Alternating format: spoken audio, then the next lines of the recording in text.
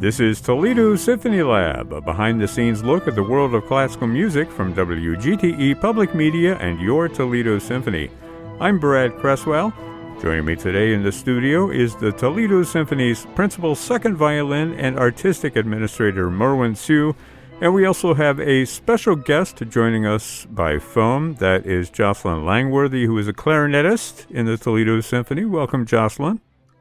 Hi, Brad. It's great to be here. This is your first time, so you're a Toledo Symphony Lab newbie. So, welcome to the program. We're glad that you made time for us today. Well, sure. Happy to do it. Now, we are here to talk about a chamber concert that's happening this week, and it's going to be at the Paris Style. This is music of Olivier Messiaen, one of his best-known works, the Quartet for the End of Time. And there are many things that I want to talk about in regards to this particular piece. But before we do that, Jocelyn, since you are a newbie to Toledo Symphony Lab, we want to get to know you a little bit. So I thought maybe you could tell us a little bit of Jocelyn's story. I've got some music for you. Let me see if I can pull that up for you. Okay. Okay. Jocelyn, take it away. Let's hear your life story. 30 seconds or less. Sure. Well, I joined the Toledo Symphony as second clarinet in 2000. And before that, I played principal clarinet in the Cedar Rapids Symphony in Iowa. I grew up in Vermillion, South Dakota. I went to school for clarinet performance at the University of Minnesota and then at the University of Southern California. Let's see. After I moved to Toledo, I met my now husband, who is the principal clarinetist of the Toledo Symphony, George Kloss, and we have twin daughters who are 12 years old. How did you get started on the clarinet? Because I played the clarinet when I was young. You played the clarinet? I did. I was a clarinetist. I started out, I wanted to be a flutist. Oh, that explains it. Because I was going to say, I've always loved clarinet players, but then I've just found out you played the clarinet. Oh, well. Oh, well. But what are you going to do? Now what am I going to do? You have to change your worldview, Merwin. Absolutely. But we have you outnumbered because you're a violinist, and Jocelyn's a clarinetist, and I was a clarinetist. But wait. Well, I will point out that I was a violinist, too. Oh, so that was my first instrument. Yeah. Okay. Well, how did you go from violin to the clarinet then? I guess I started violin when I was really young, like 4 years old, and then I started playing piano when I was about 6. And then in 5th grade, you could pick a band instrument, and clarinet, which is obviously the best band instrument, called out to me, and so I chose clarinet. And the thing that made clarinet really different from violin and piano is that I had lessons on violin and piano, and I had to practice a certain amount each day, and my mom would make sure that I always practiced those instruments. And when I joined the band, you got lessons in school that didn't cost anything, and so it was sort of up to me how much I practiced or not, and so that made clarinet the really fun instrument. So your house is full of fun with two clarinetists there, right? Do your daughters play clarinet? They do not play clarinet. Okay. They let's see. Our daughter Freya plays violin, and our daughter Elsa plays piano and cello. But they each both did join the band in their school. So Elsa plays saxophone, and Freya plays trumpet. Oh, okay. Anyway, Jocelyn, thank you for your story. Now that we know you so well, we know all about you and your clarinet adventures. We have another clarinet adventure to talk about, along with a few other instruments here. This is the Quartet for the End of Time. I should mention the concert is happening this Sunday. It's November 1st at 7 o'clock p.m. It's at the Paris Style. Folks can stream this. You can find more information at the website, ToledoSymphony.com. After the concert is finished, a few days after that, it'll be streaming on demand. You can find that at stream.artstoledo.com. The Quartet for the End of Time, there are two stories associated with this piece, I would say. The first, of course, is the circumstances under which it was written, and the second is sort of the apocalyptic story of the quartet itself. So let's talk about Messiaen and the circumstances under which this piece was actually created. It's a very unique and compelling and heart-rending story, and certainly a story of the triumph of music over adversity and horrible circumstances. Merwin or Jocelyn, which one of you wants to take the lead on this? Well, Jocelyn, why don't you start, and then I can kind of fill in afterwards. Okay. Okay. Messiaen wrote this piece while he was in a prisoner of war camp in Görlitz, I believe it is, during World War II. So he managed to write this music while he was a prisoner, and then in January of 1941 actually gave the premiere performance of this piece with other musicians who were also prisoners in the camp in one of the barracks there. So it's a pretty incredible way that came to be composed. Well, there are four instruments. The piano, which Messiaen played himself at the premiere. They had an old upright piano. The violin, the cello, and the clarinet. I guess they didn't have a cello. They had to take up a collection to buy a cello. Obviously, they didn't have great instruments at their disposal, but they had a huge crowd of prisoners and guards who attended that first performance. And I read somewhere a quote from Messiaen saying something like, this was the most rapt and attentive audience I've ever had for music. Merwin, you have something you want to say about it? Yeah, I think it's really, really interesting how I'm always fascinated by kind of the little incidents or the little coincidences that kind of make great pieces of music happen. And the guard who was assigned to Messiaen's barracks actually recognized him. And to think even at that time period that like somebody would recognize a classical composer in like the early 1940s and be so moved as to somewhat put his own career on the line a little bit to allow Messiaen that space to compose, to actually go out of his way to try to find him paper and more importantly to find him solitude. I think if you imagine one of those prisoner of war camps, the idea of actually having time to oneself and to be able to formulate these incredible musical thoughts, that's stunning to me. And I think that just, if he had been assigned one barrack over, that this piece would never have come to be. It's just stunning to me. Right. Let's talk about the music itself and the story it tells. It was inspired by the book of Revelation, which is where the title comes from, the Quartet for the End of Time. There's an angel that announces the end of time in the piece. There are 8 different movements here. And it begins with you, Jocelyn, with the clarinet, right? And you're doing a little bird song in there already. People may know that Messiaen was very interested in birds and bird song, and we'll talk more about that. But let's talk about some of the movements here. Maybe, Jocelyn, we should ask you about the third movement, which is just all you, right? The clarinet solo. That's one of the things that's so interesting about this piece is how Messiaen uses different combinations of instruments for the different movements.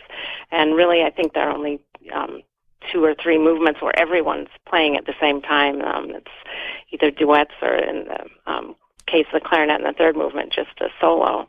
And that really adds to all the different colors that he creates in this piece. There are just so many fascinating levels of thinking about this piece and understanding this piece. It's got everything. It's got something for everybody in it. So, so The Abyss of the Birds is the title of the third movement for solo clarinet. And actually, this is the first music that Messiaen wrote for this piece, because he encountered the clarinetist Henri Acoca first of these musicians, and somehow Henri Acoca managed to keep his clarinet with him as he was captured as a prisoner of war. And so that was the instrument available for Messiaen to write for. So this movement has two parts to it. It's got the abyss and it's got the birds. Messiaen writes that time is the abyss. So it's this very dark place, sort of sorrowful music, and really this is one of the places where you can see one way of ending time musically. It's such a slow tempo without any sort of regular meter to it. So there's a sense in the abyss of this timeless quality. You don't know where you are. It doesn't have a regular pulse. And then the middle section of the movement is the birds. And Messiaen really, as a bird lover, he tried to depict actual bird song in this music instead of just the effect of birds. So he writes for these very joyful sounding birds. He writes that it should sound sunny. So the birds are the opposite of the abyss, and they're the light and the hope in this movement, and also throughout the piece. Yeah. Talk a little bit about how Messiaen uses the colors of the clarinet. I mean, we know what a clarinet sounds like, but your low register can sound very different from your upper register. I'm assuming he does a lot of low stuff for the abyss and a lot of high stuff for the birds. Is that how it works? Well, a little bit, kind of. The abyss sort of is in two different registers, but one thing he does in this movement that the clarinet does really well is he has the clarinetist hold notes starting from their softest possible dynamic up to the loudest possible dynamic. And the clarinet really does have a wide dynamic range, and it's a powerful effect that he uses several times in this particular movement. Yeah. Now, let's switch our focus to the violin. Merwin, there are a couple of pieces in here that deal with the immortality of Jesus and also with the eternity of Jesus. One of them is for cello and piano. It's a really well-known excerpt. And the piece ends with violin and piano praising the immortality of Jesus.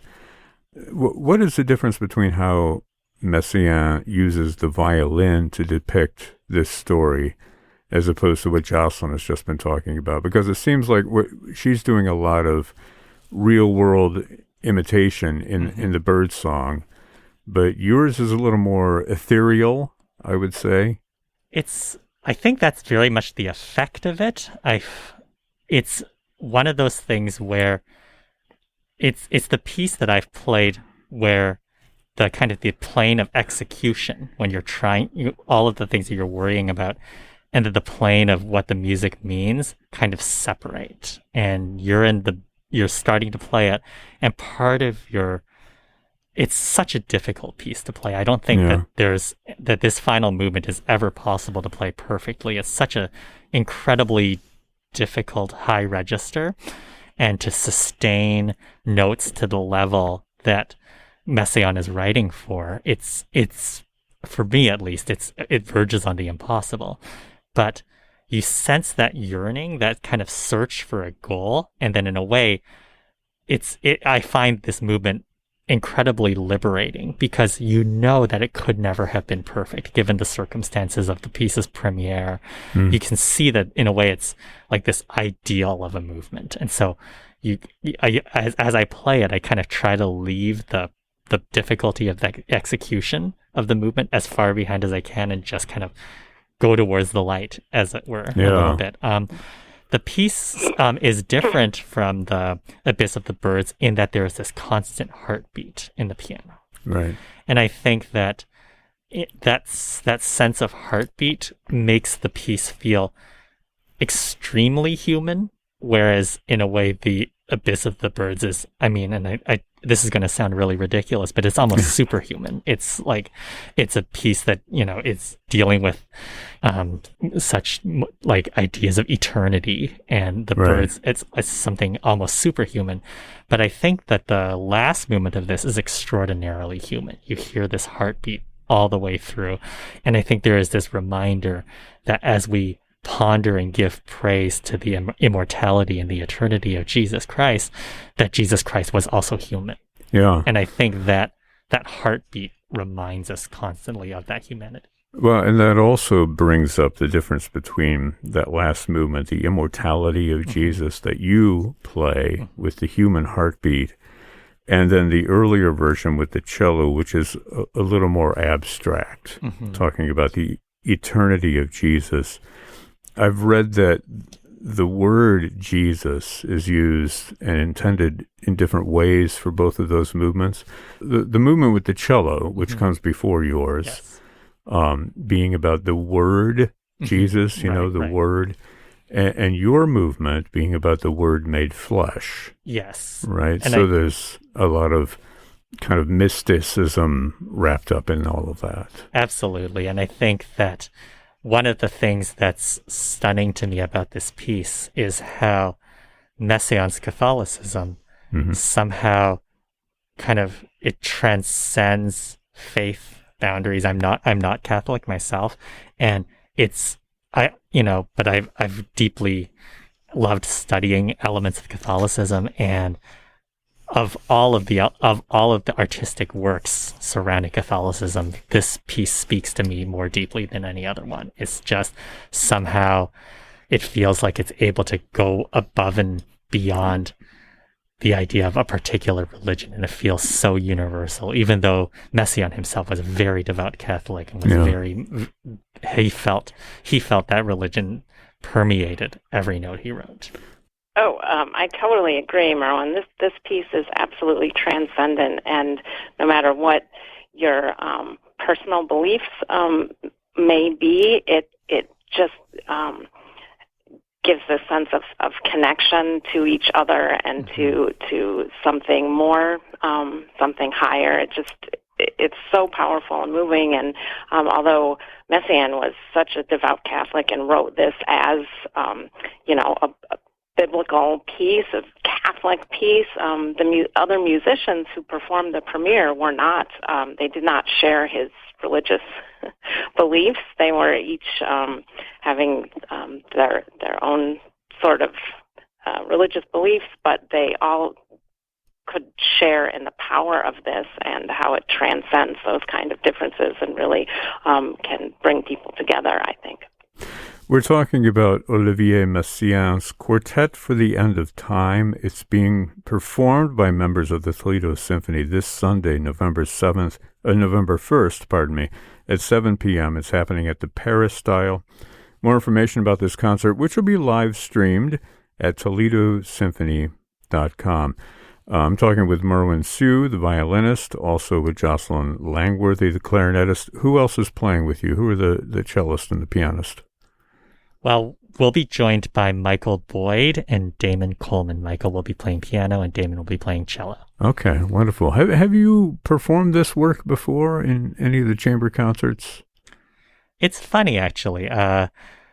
Jocelyn and I were trying to remember this. We've actually, the same four of us, played this work at least 15 years ago, maybe closer to 20 years ago. Wow. Jocelyn and I both joined the Toledo Symphony roughly the same time, and so we've kind of, it's been kind of fun to trace of our experiences with the TSO together, and we've kind of experienced all of these things at kind of roughly similar points of our artistic development. So I'm so excited to kind of come back to this piece. Gosh, 16, 18 years. It's like your high school reunion.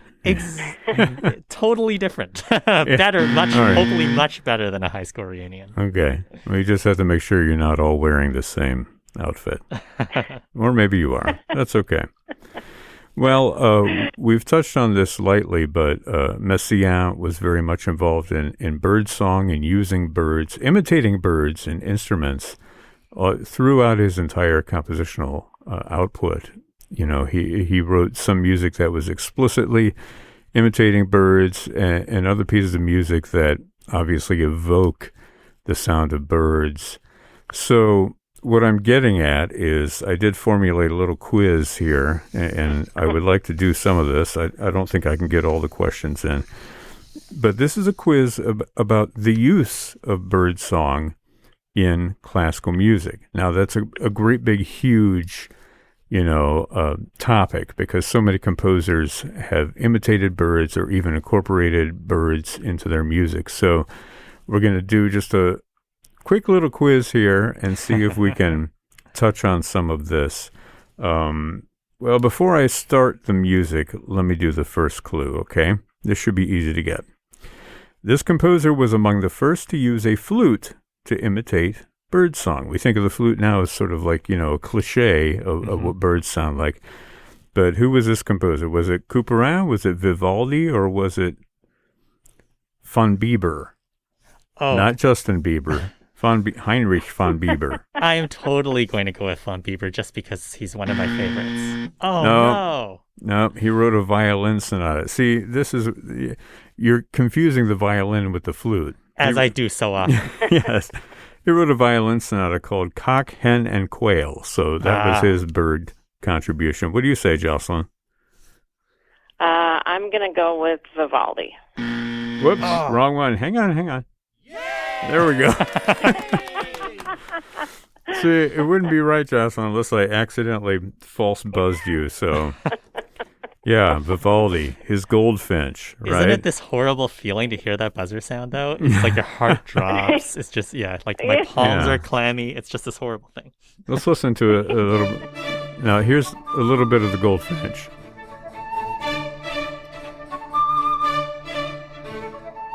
Okay. So we'll let that music play out during the rest of this.